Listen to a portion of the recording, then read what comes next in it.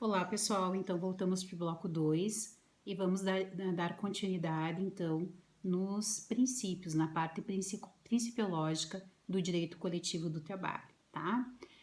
Segundo princípio, então, de liberdade sindical. Esse princípio, ele está elencado, então, no artigo 8º da Constituição Federal. O que nós temos aqui no artigo 8º, então? É livre a associação profissional ou sindical, observado o seguinte: no inciso 1º, nós temos a lei não poderá exigir autorização do Estado para a fundação de sindicato, ressalvado o registro no órgão competente, vedadas, então, ao poder público a interferência e a intervenção na organização sindical. E é exatamente isso. A liberdade sindical, o princípio da liberdade sindical, ele dispõe que as pessoas, né, os empregados, eles têm liberdade, certo? Para se filiar ou não num sindicato, para se associar ou não, mas de toda sorte, nós temos a liberdade sindical por conta da criação, funcionamento e extinção. Ou seja, o Estado não pode intervir tanto na criação, quanto no funcionamento, quanto na extinção do sindicato, certo? Então, nós temos assegurado pela Constituição Federal, artigo 8º, caput, e também no inciso 1. O inciso 2, então, ele dispõe da seguinte forma: é vedada a criação de mais de uma organização sindical, em qualquer grau, representativa de categoria profissional ou econômica, na mesma base territorial, que será definida pelos trabalhadores ou empregadores interessados, não podendo ser inferior à área de um município, certo? Então, o que nós temos aqui? O Estado ele não pode intervir na criação, no funcionamento e nem na extinção do sindicato, ok? E é possível que nós tenhamos somente um sindicato da categoria, ok? Então, essas são as informações que nós temos aqui no inciso 1 e inciso 2, então, da Constituição Federal, a liberdade sindical, ok? Próximo princípio, então, nós temos a autonomia sindical. O que é autonomia sindical? A gente pode mencionar que o inciso 1 e o inciso 2, ele também trata dessa autonomia sindical. Por que motivo? Porque ele dispõe que o Estado não pode interferir, não pode tentar intervir nem da forma do funcionamento, quanto da forma da criação e também da extinção do sindicato. Então, essa intervenção, ela não é possível. Nós temos a Constituição que veda a interferência do Estado no que diz respeito, então, à criação, funcionamento e extinção, tá? Então, a ressalva que nós temos aqui é o seguinte: o Estado não pode intervir no sindicato, certo? Mas é necessário, então, que quando criado o sindicato, que esse sindicato seja registrado no Ministério do Trabalho. Por que é importante que ele seja registrado no Ministério do Trabalho? Por quê? Nós não podemos ter mais de um sindicato, né, representando a categoria. E essa é a forma de controle que nós temos. A forma de controle é justamente se está registrado e deve estar registrado no Ministério do Trabalho, o Ministério do Trabalho vai ter o controle se esse é o único sindicato que representa a categoria. Então, o Estado não pode intervir, mas, de toda sorte, ele precisa ser registrado no Ministério do Trabalho para que se tenha um controle, né, em relação se é o único sindicato que representa a categoria, ok? Inciso 3, então, a gente já fez a leitura, né, do artigo 8º, a defesa dos interesses individuais e coletivos, tá? Então, o que nós temos aqui no inciso 3 do artigo 8º? Inciso 3, né,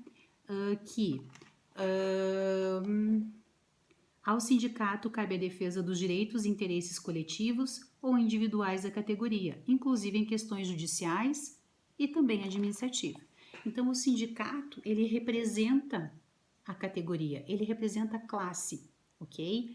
E ele age como substituto processual, ou seja, se ele está representando a categoria, ele vai agir em nome, né?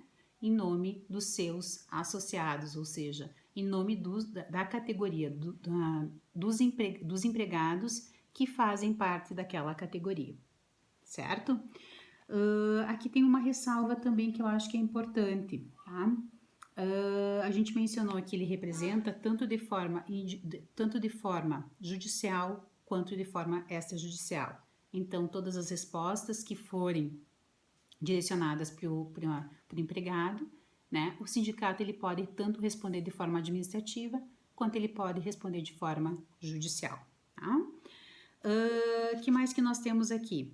A ressalva que a gente tem é o seguinte: se o inciso 3 ele trata da defesa dos interesses individuais e coletivos, da categoria tanto de forma judicial quanto de forma extrajudicial, a gente tem uma diferença lá no artigo 21, inciso 15, certo? Que para que o sindicato, para que a associação, ela possa representar os seus associados, aqui é necessário a autorização dos associados, diferentemente do sindicato. O sindicato não precisa de autorização. O sindicato não precisa que a categoria, que os membros da categoria, né, que os empregados autorizem para que ele haja como substituto processual. E se a gente mencionar a associação ela necessita, tá? Então, os associados devem autorizar os membros da associação para que eles possam representá-los, diferentemente, então, do sindicato, tá? Então, não ocorre, né, essa liberdade sindical, coletiva e individual, quando a gente fala de associação, ok?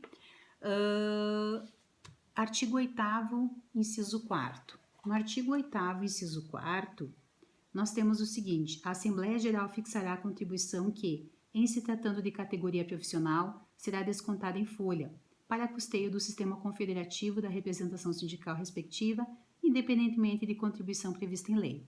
O que nós temos aqui, então? É aquela contribuição, né? É aquela contribuição em que um dia por ano é descontado na folha de pagamento do empregado, ok? A gente vai tratar dessa contribuição de forma específica, porque tivemos alterações, então, na CLT, e aí nós tivemos a não obrigatoriedade. A gente vai ver isso em relação a essas contribuições que são de forma facultativa e também em relação à contribuição confederativa, ok? A gente tem duas situações aqui. Então, a contribuição de que trata o inciso 4º é uma questão arrecadatória, tá? Nós temos a contribuição confederativa, então, que seria o imposto sindical, também previsto na CLT, né? Onde foi passível de alteração, que não depende da parte, né? Então, se tu é afiliada, tu vai ter um dia de desconto, teria um dia de desconto, então, em relação à tua folha, um dia de desconto, um dia trabalhado por ano. E a contribuição confederativa, né? Ela menciona, então, que depende da pessoa estar associada, né? Então, ela tem que estar associada para que ela consiga, né? Para que ela tenha que pagar, então, essa contribuição. A gente teve várias alterações aqui, então, no sentido de que teve a reforma trabalhista, e a gente vai tratar depois de uma forma distinta o que mudou. A gente está passando só a parte conceitual, a parte de princípios, que é o que é uma contribuição confederativa. Bom, é aquela que independe da parte, certo? Um dia por ano trabalhado vai ser descontado seria descontado na folha do empregado. O que é a contribuição confederativa? É aquela que eu preciso autorizar ao próprio funcionário, ele precisa estar associado para que esse desconto seja realizado, tá?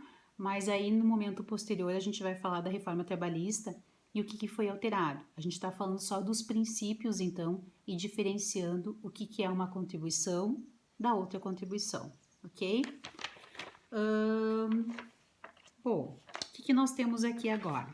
Antes de passarmos, então, para o próximo princípio, queria deixar um recado para vocês. Se vocês tiverem alguma dúvida em relação ao conteúdo que a gente está tratando, vocês podem encaminhar, então, a dúvida por e-mail, né? Ou por rede social, não importa. E, na medida do possível, eu vou respondendo vocês com as dúvidas que vocês possam ter, tá? Só mencionando, então, que as avaliações da próxima semana, elas se mantêm então vai ser dentro do conteúdo que a gente trabalhou até o momento, ok? Encontro vocês daqui a pouquinho, então.